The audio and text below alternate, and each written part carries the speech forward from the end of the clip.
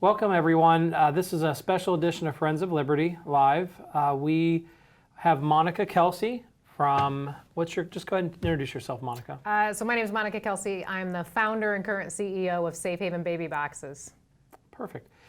Monica's come today. There's been a lot of controversy around the baby box situation. As some of you may or may not know, Union Township partnered with Safe Haven to place a baby box in one of our department fire stations. And there's one person that has just gotten obsessed with negative and false information. So we felt that it would be necessary to bring Monica onto the show, do a quick interview with her. Let's get to the bottom of what all this drama and all this obsession is and get some actual factual information and take the manipulated truths off the table. So welcome, Monica, to the show. Hey, thanks for having me. I want to start off by talking about safety testing. So I see that on this person, Mr. Chris Hicks, watchdog. Right. He's just really been hammering you a lot lately. Oh, yeah. And I know safety was one of the big things, the UL tested and saying that the boxes could electrocute or fry a baby. Just some of the stuff. Would you like to just kind of go into a little more detail on that? Well, actually, the boxes have been addressed by a safety company. And we bought a building this year, which Mr. Hicks knows because he posted about it. And the building that we bought, we are going to start producing the boxes from our building and get a UL listing. But it's a process. It's not going to happen overnight. We're a nonprofit, so we don't make millions of dollars regardless of what he says. So every dollar that we take in has to be accounted for something, that can benefit the company, benefit the women and children, and that's boxes in our case as Safe Haven Baby Boxes. So actually Intertech is a company that has already taken a look at our boxes. They did a risk management on it or risk assessment on it. And so that was the first step. Now the second step is to get the building, start building these boxes, bring the people who are building the boxes into our building, and then turn around and get it UL listed. So it is a process, though. It's not something that we had the funds for up front. UL listing is very expensive, but we have engineers, we have electricians, we have people that are working in the industry that are developing the box. It's not Monica Kelsey, the firefighter medic. It's people that know what they're talking about and know what they're doing. He makes it sound like we're just throwing boxes together, probably, and I think this might not have been him, this might have been somebody else, but that we were just putting boxes together in our garage. Like, what? How many years have you been doing this? So I launched my first baby box in April of 2016 at my firehouse in Woodburn, Indiana. Okay, awesome. Yeah. Just on a side note, do you know just offhand the number of lives that have been saved with baby box, Safe Haven baby boxes? So inside the boxes, but when we look at our organization as a whole, it's not about the babies that go in the boxes. Our success is measured by how many babies are not found in dumpsters and trash cans anymore. Because now these mothers are being helped with an adoption plan, a parenting plan, or they use a safe surrender. So we don't base our pat ourselves on the back by how many babies are in our boxes. We've had 21 so far. But the interesting thing about Safe Haven Baby Boxes is when I launched Baby Boxes in 2016, we were averaging in Indiana 2 babies a year dead in our state. This is illegal abandonments and dumpsters, trash cans. There was a baby left at Methodist Hospital in Indianapolis at a hospital at the door. And when the nurse actually found the child, it was too late. This child was frozen to death. And so those are the cases we don't see anymore. Right. That's where we look at our success. We're now helping these women before they get to abandoning their children. Right. And so we've taken over 8,000 calls on our hotline, which is a national hotline. Wow. We've had 21 babies in our boxes, and we've walked alongside 122 women that safely surrendered their children by handing their child to a person. And let me just point this out because one of Hicks's biggest claims is that all we're doing is directing women to these boxes and we don't offer any other options. And it's interesting because at my firehouse I have a baby box. And in February of 2019, so just a few years ago, we got a call on our hotline. Mother wanted to surrender in our baby box. My hotline counselor calls me. I'm not a counselor. I don't answer the hotline. And so she calls me and she says, Monica, you got a mom that is 5 minutes out from your firehouse. She said, if somebody is in the parking lot, she'll hand the child to the firefighter. If they're not, baby is going in the box. So me being who I am, I'm like hauling butt down to the fire station. And so I met this mother in the parking lot and she handed me her child. It would have been really easy for me to get more publicity, as Mr. Hicks always says. Sure. I'm just all for the publicity and for her to just say, no, just put the baby in the box.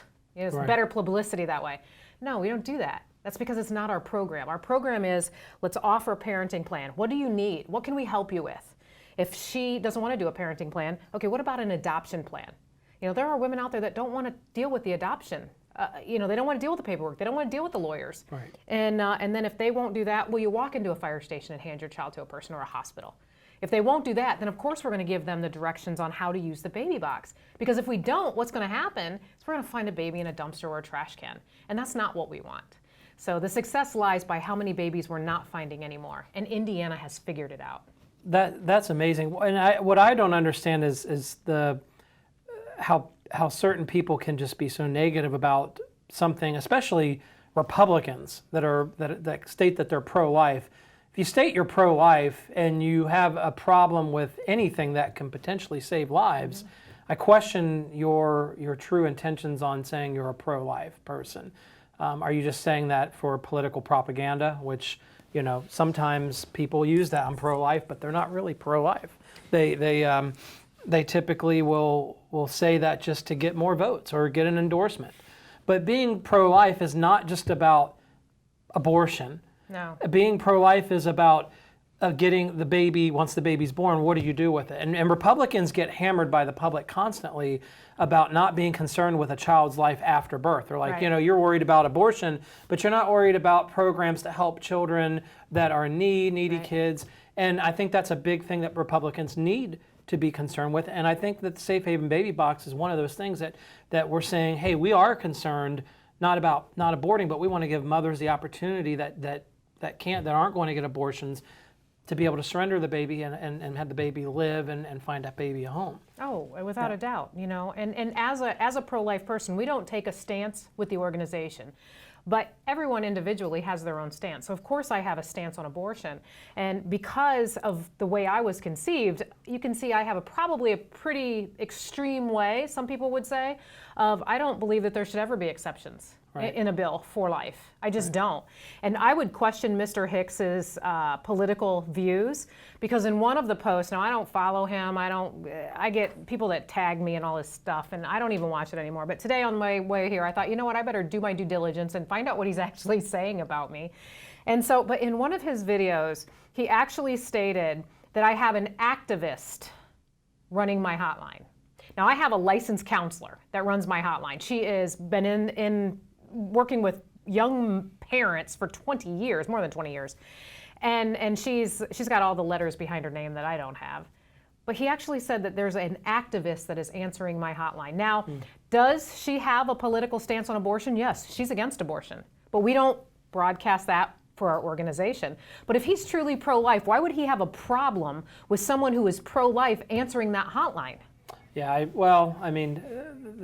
not getting into the personal side of it, but we've caught him in many lies. So his stance on things is kind of like with the way the wind blows. If he gets hot on something, his stance is that. So yeah.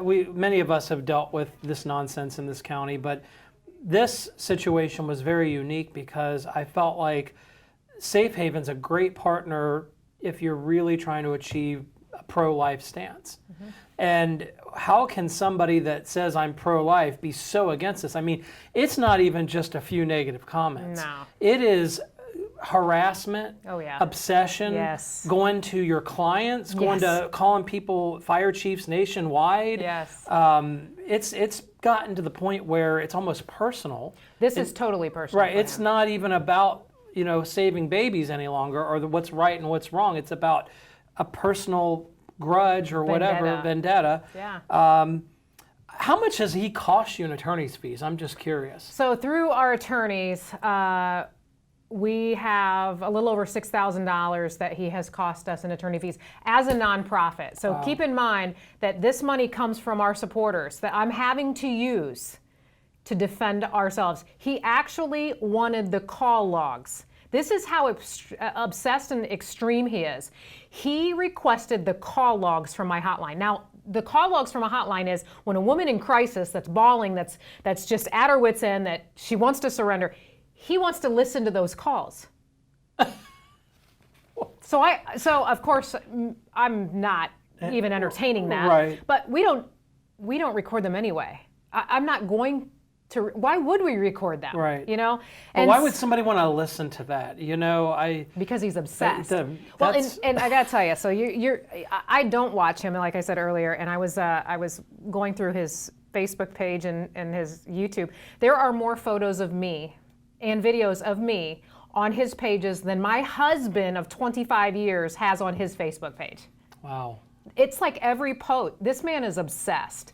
And you know, when you get to a certain point of being obsessed, it becomes dangerous. Right. And so I'm at a point now where I will not come here without someone with me. I just won't. I mean, I think at some point, you know, you may have to look at a protection order or something. And we've had other elected officials in this county have to go to those extreme measures, look into that with him. Unfortunately, elected officials don't have that level of protection, but you're a private business. Right. You know, you have a little bit more to fight. Elected officials, unfortunately, you know, he does the same thing to them, but they don't have grounds to, you know, greet a CPO or protection order against somebody unless he physically threatens them. Right.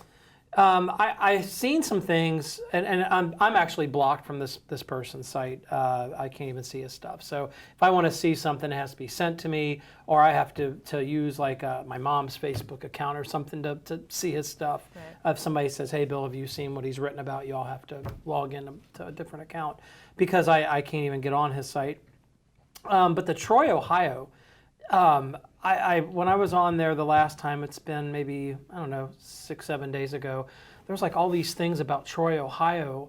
How did Troy, Ohio get involved with Union Township? Because Mr. Hicks is determined to be right somewhere in the baby box. This saga, I want to say, it's like he's going from station to station to station to station to try and find something wrong, and he's making things up because the building inspector for Troy, Ohio, already came out and said this is legal where it's sitting right now, and so he comes and he makes his whole argument or whatever. But the interesting thing about that video. And I watched it on the way up here and I had to laugh because he said in the video that I've accused him of following me to the bathroom and then harassing me. And it's interesting because I don't know if Mr. Hicks realizes this, but this is on video that we have. And a police officer at the Claremont County Council meeting that night had to get him out of the way so I could leave. He was standing in my way, and I'm sure they made a report on that. Was this the Union Township trustee meeting? Yes. Yeah, I was here that night. I remember that. Yeah, and so he had to be kind of pushed aside. And that night, I brought my bodyguard. I was like not messing around because I knew, based on what's happening, you know, with him, I just knew that I needed to have somebody there that had my back. But it's interesting that he says that, oh, he did, I'm lying. He didn't follow me to the bathroom. Yes, he did. And when I walked out of the bathroom, I took 3 steps and he stood right there with my bodyguard. My bodyguard kept telling him he needed to leave. He needed to leave. We're done talking. And he stayed right there. And so. Yeah, it's a running joke. I mean, the thing about Chris Hicks is he's nothing to worry about. I mean, we have a running joke saying we all could bench press him with our eyes closed. So physically, I've never been worried about him. Yeah. I've been worried about more what I would do to him if we ever got into it. You know, you have million organization. You know, I hear this. You know, Baby Box Safe Haven is making millions of dollars, and you're like profiting off of the hurt of young mothers. Yep. What do you have to say about that statement, that you're just this multi-billionaire nonprofit agency? So the interesting thing is it could take a 5th grader could figure this out. I mean, really, because he says that we're $1 million organization. Well, if we're charging $10,000 per location and we have 122 locations, a 5th grader could figure out that our organization over the years has made over $1 million. Sure. Has profited? No. Right. He thinks that we're just collecting $10,000, putting it in the bank. He doesn't realize that every box that is built costs us $5,800. No, he does know that. So one thing about Chris Hicks that is true is he's very business smart. He worked for IBM for years. You don't get to work for a company like IBM and not know how to do business math.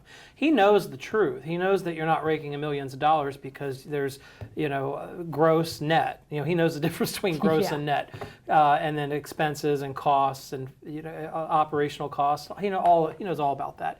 It doesn't fit the narrative that he's trying to create because he's demonizing baby box. So if he says you make millions of dollars and you're profiting millions of dollars, the public looks at this and says it's a money grab.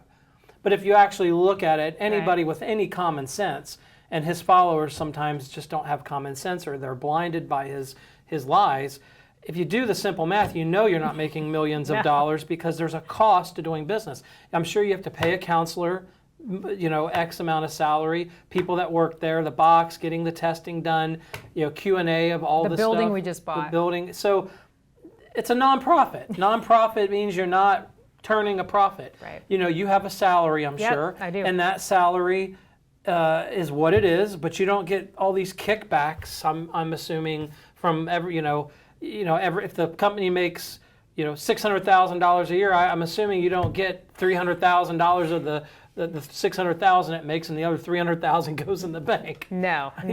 Well, and my salary is public. We're a nonprofit. All you have to do is request from the IRS, and you can get that. So him saying that I'm making millions of dollars, he could look for himself and see what my salary is. Well, that'd be a records request, but he never does that. No. Well, and the interesting thing too, this is funny too. So in one of his posts underneath, he said that that my old CEO, the person that I replaced, was making $170,000 a year.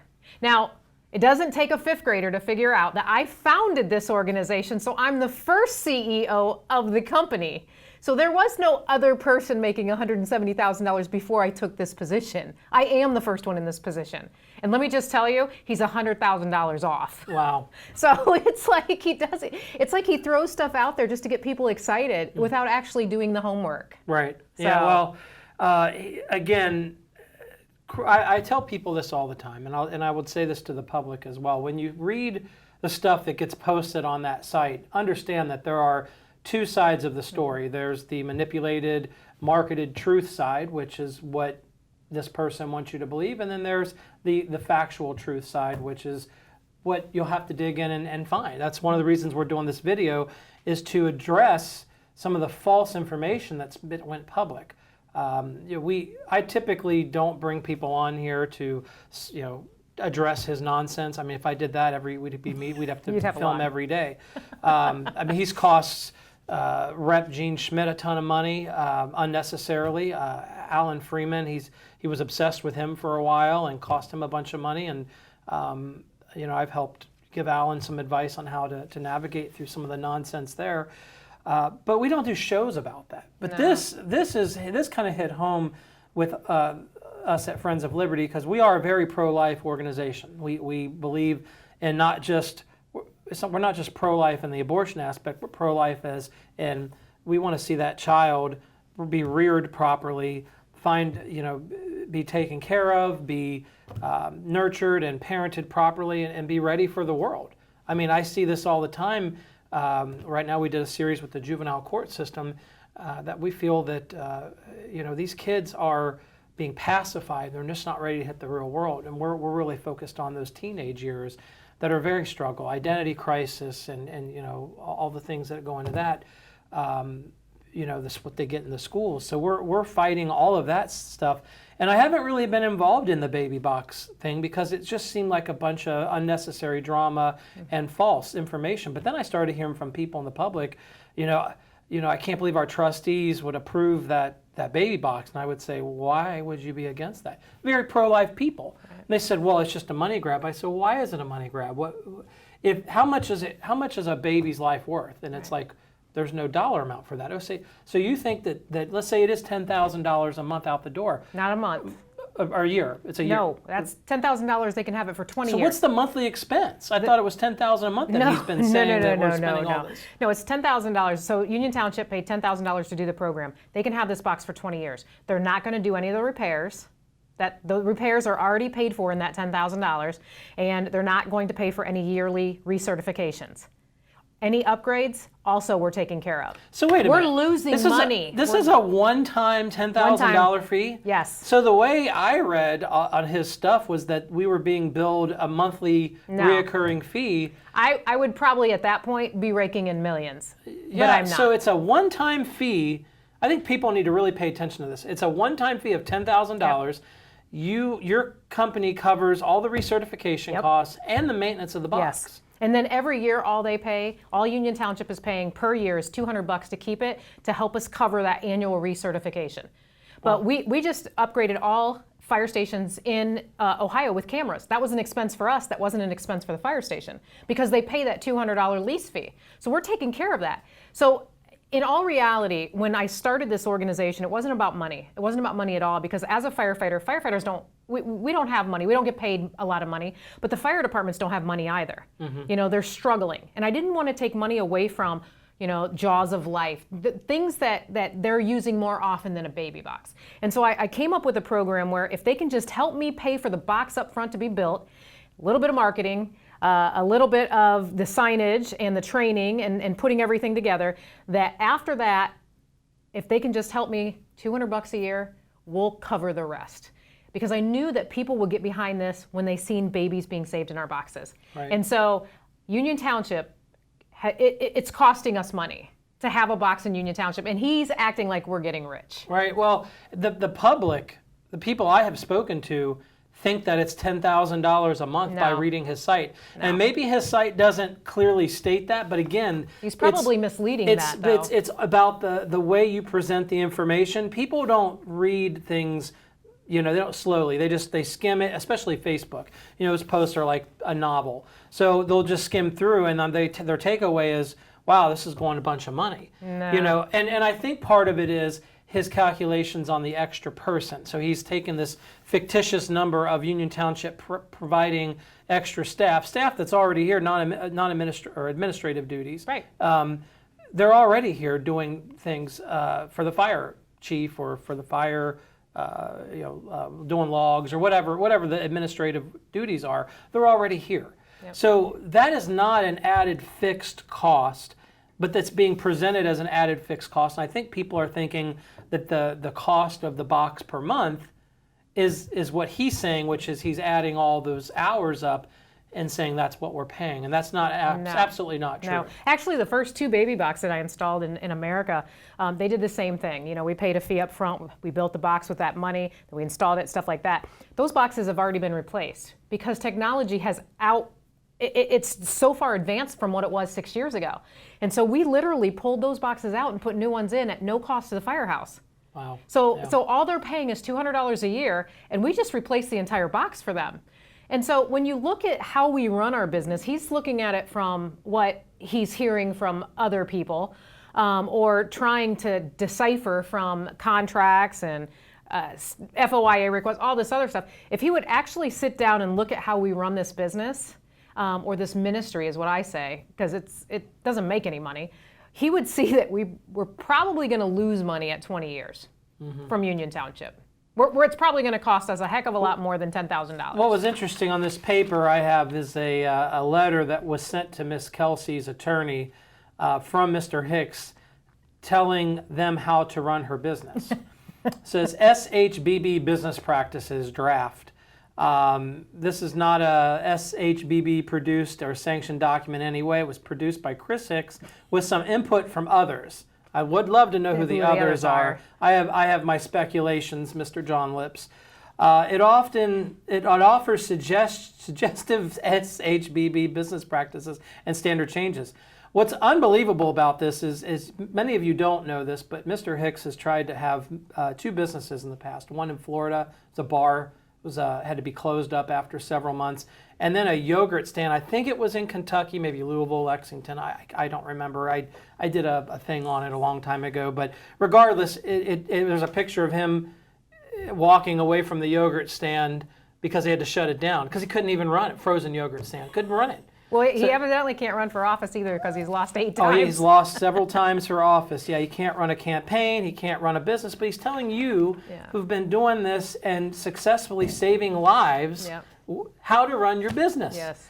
And I think people need to understand it, and when they see this nonsense, understand that somebody that can't even run a business themselves telling another business that's saving lives how to run a business with no medical background.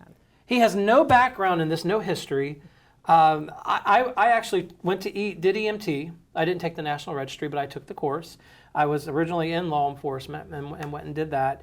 Then I worked for hospitals for many years, and I wouldn't even tell you how to do this because we actually have a pediatrician on our board. Our board of directors has a pediatrician. So him telling us anything medically, we're not going to listen to. Of course. We trust the person that's been on our board. I mean, I go through it, and I'm just blown away at this. You know, you had a video you wanted to share about the Troy, Ohio. Was it the Troy, Ohio situation? What was the video you wanted to share? It'll show him saying that I lied, that he didn't follow me to the bathroom, and then we have the video right behind it of him following me. You know, I think it would be important for people to see that. Let's show the video so that people know that this is not just hearsay, that this is what Miss Kelsey's been dealing with. Let's see the video. There's in the handout that I gave you guys, she put out videos that I followed her to her bathroom, which is complete nonsense. Just absolutely really ridiculous, over the top lies. We're gonna go. You're going to continue You to have a not very include. nice night. You're going to continue to not include the state forms. No. You ready? Okay. So you're not going to include state forms. You're not going to do that. No. Okay. Have a nice day, sir. And he said that I'm just going to say this, he Mr. said that Hicks. you didn't give them to him. I'm in your just going to speech. say You said this, you did. Mr. Hicks. I'm not going to debate you, and I'm not going to argue with you, and I'm not going to be I'm your not trying to cannon. debate. I just asked I'm you not for a going to copy be of your the new cannon brochure. fodder. I am not going to be your cannon fodder to the trustees. I know you have an issue with the trustees. I've read up on you. I know your background with what's happening, So he said at the Troy, Ohio meeting he didn't follow you, but you have it on video where you were in the bathroom coming out, and he was clearly there. Well, and he followed. So he followed me. He actually cornered me in the council chamber, and so I was leaving. And you can see I left the audio up. So I'm saying, "Listen, Mr. Hicks, you have a nice day. We're leaving. I'm done here. I'm not going to argue with you." And so as I'm leaving, then as you've seen in the video, he's behind me going, "So you're not going to give me this? You're not going to give me this?" And I just kept walking, and my bodyguard's right there. And then she shut the camera off, and we went into the bathroom. And then as we're coming out, she flipped the camera back on, and you can see me walk right into Mr. Hicks. Wow. So I think it's. I think you have a case to file a protection order. I mean, it's getting ridiculous, but you got to do with what you're comfortable with. Another thing I got down here is he assumes that women are too stupid to do their own research and encourage that you encourage home births. Yeah. I'd like to talk about that. In any of your material or anything, do you encourage home births? No.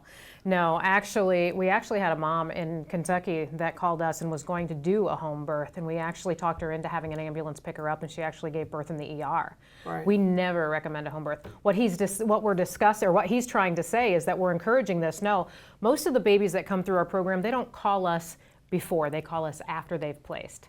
Okay. So, yes, we do have a lot of home births, but these parents are calling us afterwards. That's how we find out. He thinks I'm just making all this stuff up. And we were talking to one of the birth moms on the way over here today that went to Hicks's page and was just so upset because of what he's saying. These women see this. They see what he's saying, and they're just horrified. But we don't encourage that. We would highly recommend that they go into a hospital, because you can go into a hospital and surrender a baby after you give birth. But we don't encourage that. And our pediatrician on our board, my board of directors runs me. Mr. Hicks thinks that I run this company. I don't. As a nonprofit, the board of directors runs this company. And so I can assure you that if I ever said that, this pediatrician would be up my tail. Yeah. Because it's just not something that we would focus on. We want a safe and secure delivery. But what we aren't is we're not stupid. I can sit here all day long and tell a mother, you should go to the hospital, you should have a doctor, you should get prenatal care, you can do all this. They're not stupid. Correct. If they don't want to do this, they're not gonna go to a baby box and write information on a little tablet that he wants me to put outside of all these boxes and put a pen in these bags so that women can sit outside the baby box and fill this out. He clearly he might be book smart, I'll give him that, but he's not street smart. He hasn't probably never talked to one of these women. Right. And I have women that have surrendered in our boxes that I would call my friends now. I just applying my own personal experiences in life to what I would have to take on this whole situation is that young, let's say a 16-year-old girl gets pregnant, okay? She has conservative parents. She doesn't want to tell her parents. She starts showing, she has to tell her parents. Parents probably put a lot of pressure on her, or even if the parents are supportive. The 16-year-old could have very positive outlook up into the third trimester. You get into the third trimester and to the point where you're getting ready to deliver, and all of a sudden, all of this is going to be the rest of my life. And that weighs in emotionally on the mother, the expecting mother, and that how am I going to feed the baby? How am I going to do this? What about my education? What about I play sports? Or what about all of the variables starts all of a sudden just comes to the head that didn't come in the head before. And this could come a week before birth. Right. And then all of a sudden. Or a moment after birth. Or a moment after. And then that as also the chemical implications of a birth to a woman, because women go through all kinds of chemical changes during childbirth. They may not be in the right frame of mind, and they may ditch the baby. So it makes perfect sense to have this. Even if you save one life in 10 years, it's still worth every penny. Again, I can ask any conservative in our Claremont County GOP, and I can promise you none of them could give me a cost of what it would be to save a life. Like, if the baby box was $500,000 and guaranteed to save one life in 10 years, it would be worth it. If anybody objects to that, then I'm sorry, you're not a Republican and you're not a conservative. If you have a problem with putting any dollar figure on a life, you're not a conservative. And I've told Mr. Hicks knows he's not a conservative. No, he's not. not. And I've told him that. He also wants more times. government in our business as a nonprofit. He wants more regulations on us, which most conservatives want government out. You know, churches, hands and feet of Christ. Safe Haven baby boxes, we're trying to do God's work. We're trying to be the hands and feet of Christ. Of course. You know, and so putting government regulations on us is the Democratic way, not the conservative way. So I would argue that as well, that I don't think he's a Republican. And I will tell you this, Trustee Becker, and John knows this, it's kind of a running joke, but I'm pretty frugal. John Becker is like frugal. He's more cost conscious than anyone I know. That's good. He will save a penny.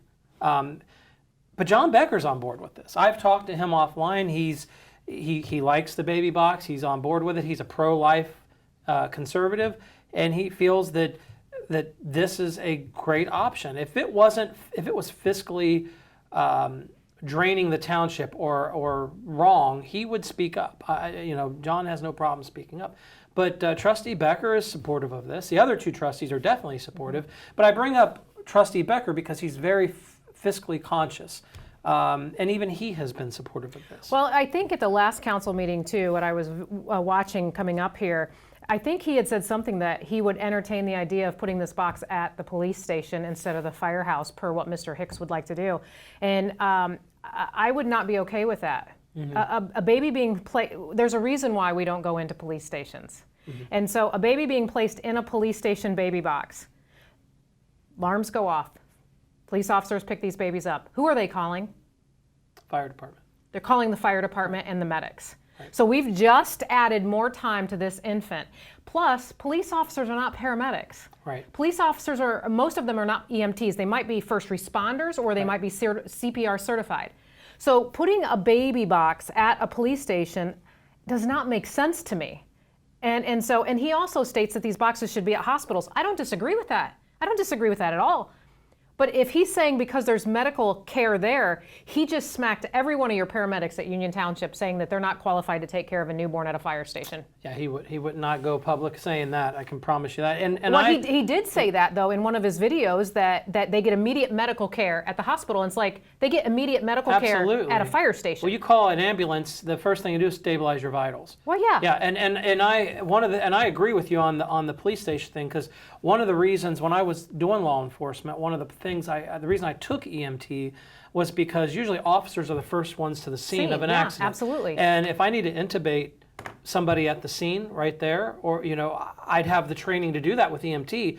You don't get that with first responder. There's a lot. If they're having an allergic reaction, I could give them an EpiPen.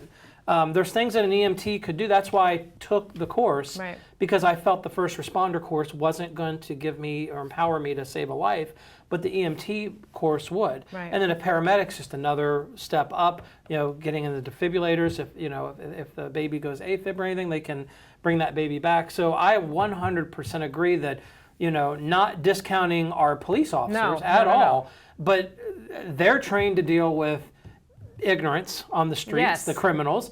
The paramedics and the medics, EMTs, they are trained to save lives. So why would we not have it at the fire station? Again, this doesn't make sense. Well, and keep in mind too that Safe Haven baby boxes, when I started this, I wanted them at fire stations because women trust firefighters.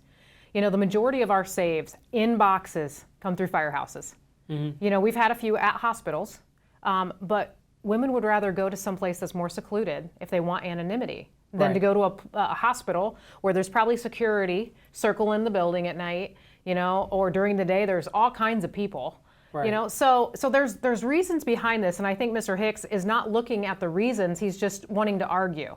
And he's at a new point of obsession with me. It's beyond the baby boxes now. Mr. Hicks is obsessed with Monica Kelsey.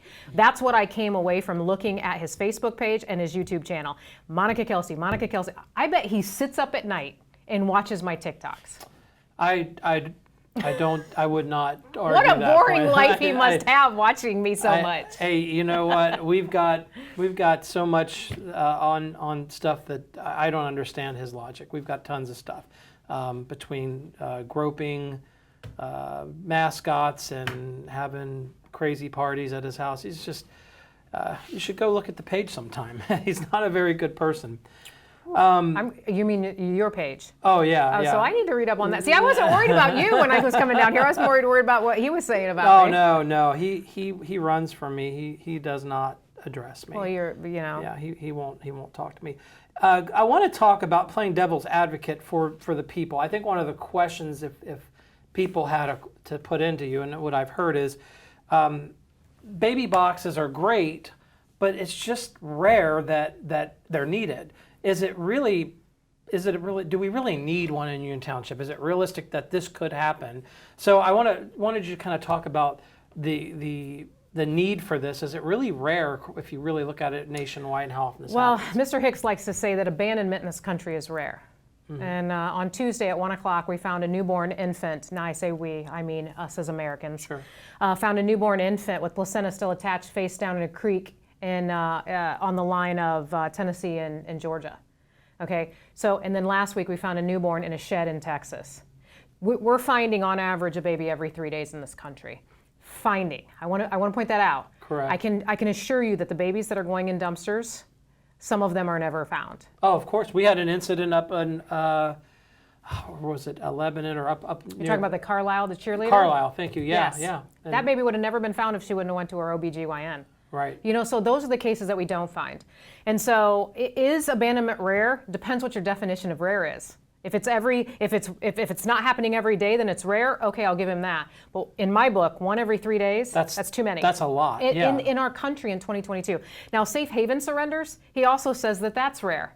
We've had 7 babies in boxes in Indiana in 2022. In 1 year? This is this year. 7 in 1 year? 7 this year in Wow. 2022. And so we do have the majority of boxes too. Sure. And so. But just goes to show if we get more of these in place, we would see less in the areas. It only takes one to happen in Union Township. Yes. People say all the time, that you don't think about what's going to happen until it happens. Right. I mean, we talk about school shootings is a big one, and a lot of us feel like we're really immune to it, but we're hearing more and more locally, whether it's false threats or whether they're just threats that like a box was sent up to, I think it was Westchester the other day, and they had to evacuate the school. There was one, I'm sorry, it was Princeton, and it ended up being a fake threat. the one in Princeton, but there was another one. I thought it was Westchester, but it was one of the schools in that area. I'm drawing a blank, but they had to evacuate the school based on a suspicious package. We're seeing more of this. We've had West Claremont had a gun brought to the school not that long ago. That was a scary situation. So we're seeing more of it here. I mean, what's it going to take? So we shouldn't prepare for something because we haven't experienced yet, or do we prepare for it and be more, proactive and before we lose a life? I would rather Union Township have a box and never need it than need a box and not have it. Correct. That is that's what the I point. hope for Union Township. If they shut this box down and in 2 years you guys find a dead baby, there's going to be egg on somebody's face. I agree, and I applaud the trustees for standing firm. Yes. With this. I know they get a lot of heat. Yes. The records request going into Union Township is awful. Well, and him being Chris Watchdog Hicks, and he's cost the township over $100,000 in the last year for FOIA requests. Yeah. Someone needs to look into him. I mean, Yeah. seriously, this should be illegal for him to do this to the point where it's costing that much money. I mean, I get sending in a few FOIA requests. Yeah. But over $100,000 he's cost this town, and Mr. Hicks is worried about $10,000 to a foundation. Talk to the commissioners at the county. We're over $1 million in Claremont County if you add up all the years. Oh my what God. he's cost taxpayers between legal fees. Somebody needs to pass a bill in this state that says that he starts paying the fees to get these. If you want them, fine, Right. but you need to pay for them and Yeah. the time to get them. It's got. I think when the law was created, and nobody expected somebody to be this insane with it, but it's been crazy, and if you don't give it to him, he has attorneys that will work with him. I mean, he's got people on the back end. His friend Nick Owens, an old prosecutor in Brown County, that drafts a lot of his legal documents behind the scenes for him. So he's got people that will help him litigate this stuff, all because they're mad at the government or they're unhappy. So where do they get their money from? I don't know, but I speculate, like many of us, people are like, well, Bill, how do you have your money? Lots of investing, like 2009, the market crash, you invested a lot of money. If you knew what you were doing, you could make a lot of money. I'm sure if he's a former IBM employee, IBM stock, if you got in early enough, it's like Apple. If you bought Apple 30 years ago, you're a millionaire. So I'm sure that he has plenty of money from making investments. He probably did like I did. I retired back in 2013. It was. Well, he did donate to our organization.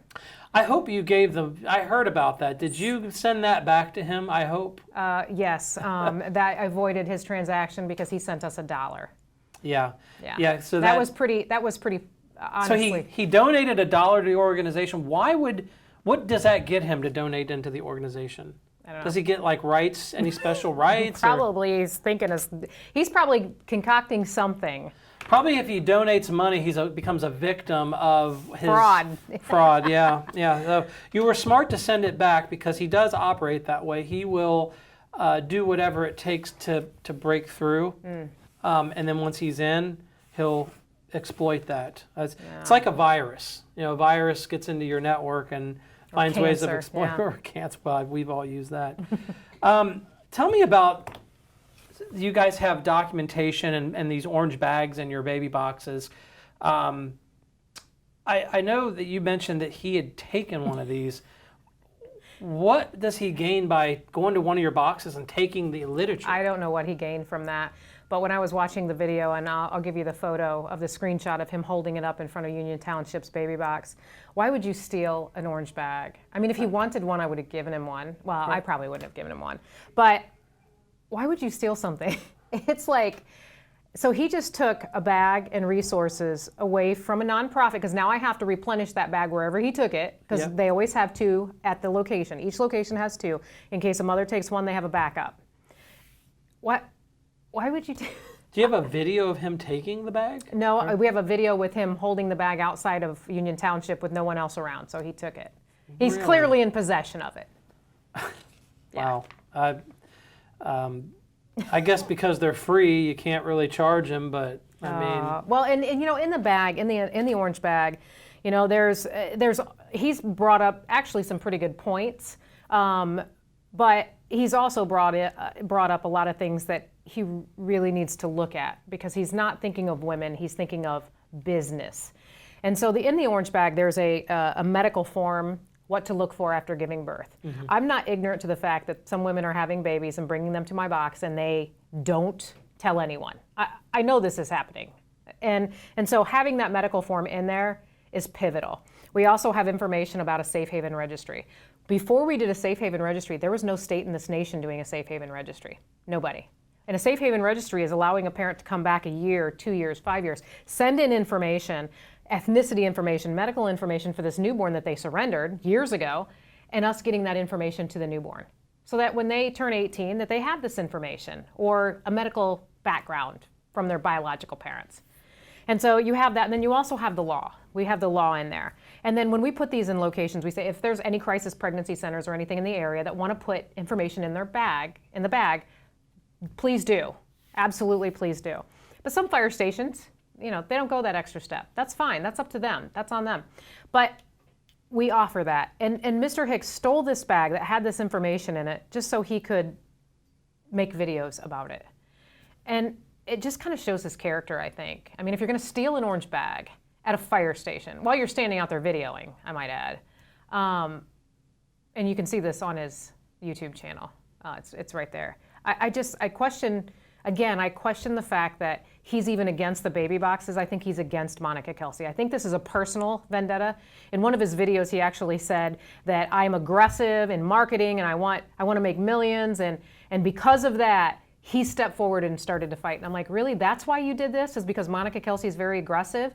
Monica Kelsey is very aggressive because Monica Kelsey was abandoned as an infant. Mm-hmm. Monica Kelsey was that unwanted child. My birth mom did not have these resources that I'm giving mothers today. Right. That's why I'm so passionate. That's why I push on marketing. That's why I want these boxes out there. It's not to make millions of dollars or $10,000 a month, because I'm not.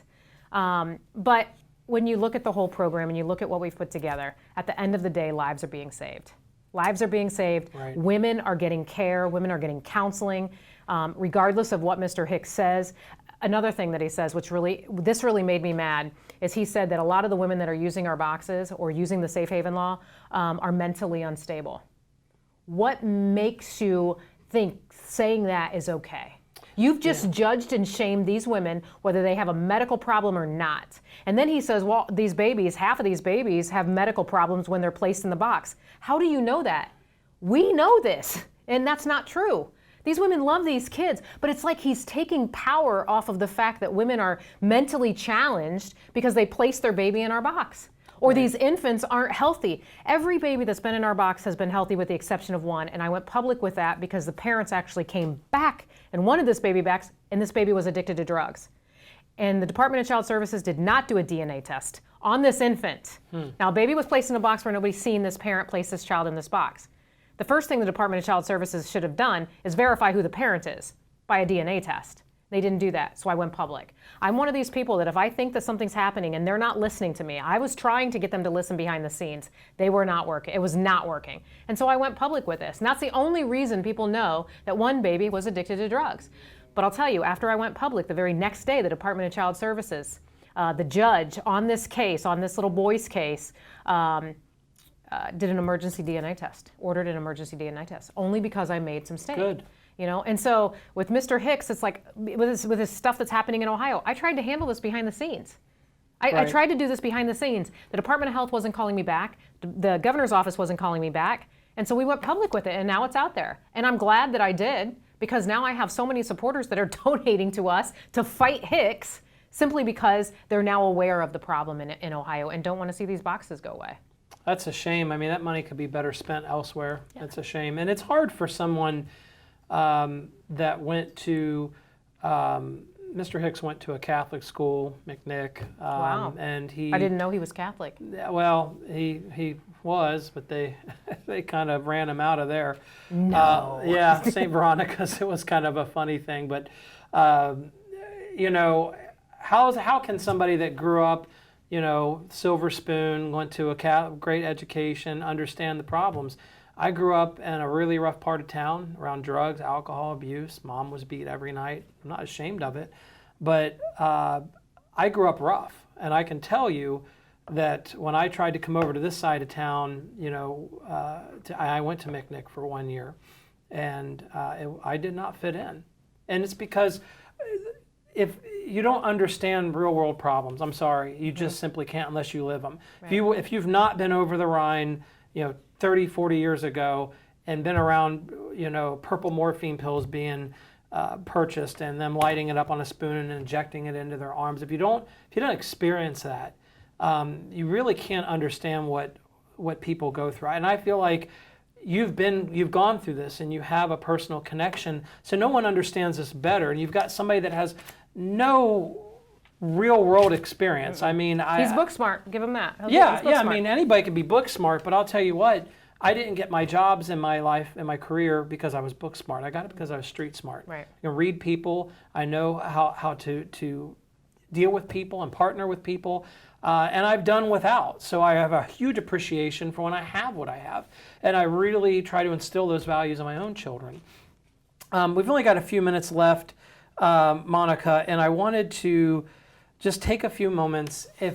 What would you say to the people of Union Township about your company and your boxes? This is kind of your final thought out of everything we've discussed, separating the drama and the nonsense of this, I don't know what you want to classify him, narcissist. Take him off the table. What would you say to the people of Union Township? I would say that in today's society, we have to give women options. Women need options in order for them to choose which one is right for them. I'm not saying that every woman in Union Township who has an unplanned pregnancy should place her child in my box. That is the last thing I would tell her.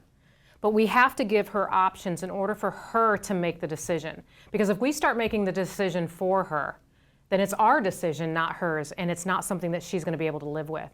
And so I would say anyone in Union Township, thank you for partnering with us. Thank you for bringing this to the community here and allowing these women this option of surrendering anonymously. In today's society, kids will be on their phone and they'll text you. My kids are in their 20s. They'll text me, but they don't like to call me. And so we're in a generational period where people don't want to do things face to face. And so having this anonymous option is pivotal. And I'll say, if this box never gets used, what does it cost us? $10,000. We would go out to eat how many times and spend $10,000 in the course of the baby box's lifetime. And so we have to look at it as just another option for parents. And if we give them options, they'll make the best choice for them. So. Well, Monica, thank you for being on the show. I appreciate it. Hopefully this will clear some things up. People got to hear from you directly and not what they're reading. Right. And I hope and pray that some of the harassment stops. I mean, I see pictures of you and your vacation out on lakes, just psychotic stuff like that has nothing to do with the cause, but these pictures and this is of your family, your personal time. You're not an elected official. You should not be subjected to that. No. So I hope that it gets better for you, and I hope if anything we can do, let us know at Friends of Liberty. We can always do a follow-up or...